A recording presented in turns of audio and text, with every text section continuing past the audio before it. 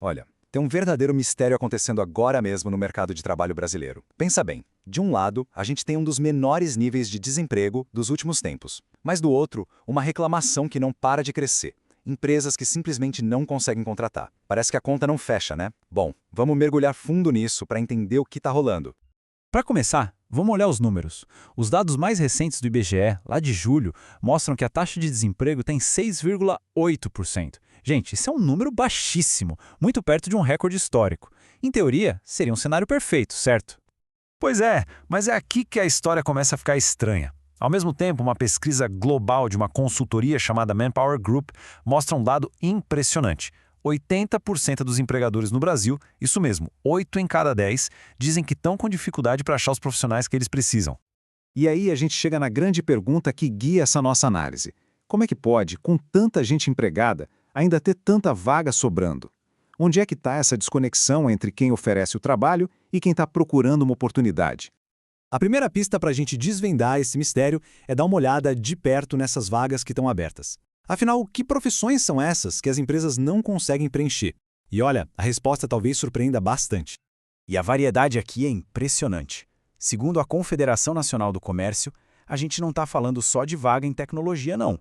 A carência vai desde profissões mais industriais, como caldeireiro e serralheiro, passa pelo setor de serviços, com falta de garçons e cumins, e chega até em posições como analista de negócios e helpdesk. Ou seja, o problema está espalhado por vários setores da economia. E quando a gente abre o foco de profissões para habilidades, aí o cenário fica mais claro ainda. A maior dificuldade, com quase 40%, é para achar gente de TI e dados, o que, vamos combinar, já era um pouco esperado. Mas olha só o que vem logo depois: atendimento ao cliente e marketing e vendas. Isso mostra que não faltam só as competências técnicas, as chamadas hard skills, mas também as habilidades de relacionamento. Certo. Então a gente já sabe quais vagas estão sobrando. A próxima pergunta, a mais importante talvez é: por quê? O que está causando esse verdadeiro apagão de talentos no mercado? A resposta não é uma coisinha só não, é uma combinação de vários fatores. Essa linha do tempo aqui mostra direitinho como o problema foi crescendo. Em 2014, só 34% das empresas tinham dificuldade para contratar. Em uma década, esse número mais do que dobrou, chegou num patamar de 80% e ficou por ali. É uma mudança gigantesca e estrutural mesmo. Então, o ponto central é que a gente está vivendo uma espécie de tempestade perfeita. Primeiro, temos um gargalo educacional histórico, sabe? Um descompasso entre o que se aprende na formação e o que o mercado realmente precisa. Segundo, a demografia mudou. A população está envelhecendo, a taxa de natalidade caiu, e isso significa, matematicamente, que menos jovens estão entrando na força de trabalho todo ano. Terceiro, a pandemia mudou as prioridades de todo mundo. Flexibilidade e qualidade de vida viraram coisas inegociáveis para muita gente. E por último, até a jornada de trabalho entra na conta. A média de horas trabalhadas no Brasil é menor que em outros países em desenvolvimento, o que acaba impactando a oferta total de mão de obra.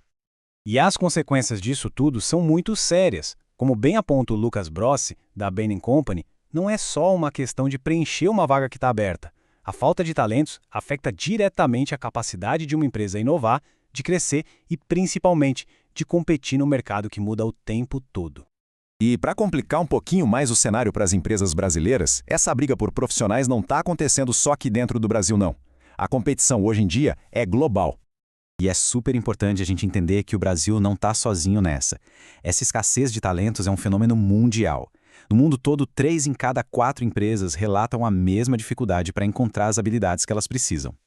E esse cenário global acaba intensificando um fenômeno que a gente já conhece bem: a fuga de cérebros, que são aqueles profissionais super qualificados que vão buscar melhores condições fora do país. E hoje em dia, com o trabalho remoto, essa fuga nem sempre precisa de um avião.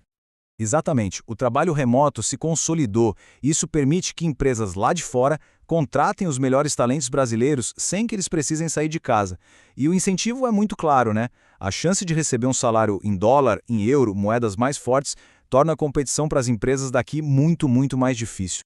Ok, então vamos juntar todas essas peças do quebra-cabeça. O que essa investigação toda revela pra gente sobre o presente e principalmente sobre o futuro do mercado de trabalho aqui no Brasil? A conclusão principal é a seguinte: o problema não é que falta gente para trabalhar. O que existe, na verdade, é um grande desencontro. Uma falta de sintonia entre as habilidades que as empresas procuram e as competências que os profissionais hoje têm a oferecer. E essa nova realidade tem 2 lados da mesma moeda. Para as empresas, é um baita desafio, um obstáculo gigante para o crescimento e para a inovação. Mas, por outro lado, para os profissionais, isso representa uma janela de oportunidade enorme. Quem investir em qualificação vai ter um poder de barganha e de escolha como poucas vezes se viu. Então, como é que se aproveita essa oportunidade?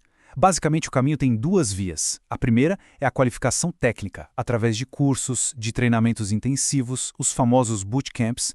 E tão importante quanto, vem o desenvolvimento das chamadas soft skills, pensamento crítico, saber se comunicar bem, ter proatividade e conseguir resolver problemas. As empresas estão valorizando isso cada vez mais. Isso tudo nos deixa com uma reflexão final. Esse paradoxo do mercado de trabalho, ele não é só um dado econômico, ele é quase um chamado para ação. Num cenário que valoriza habilidades mais do que nunca, a grande questão que fica no ar é como cada pessoa pode se preparar para ser aquela peça que falta, a peça que se encaixa perfeitamente nesse quebra-cabeça.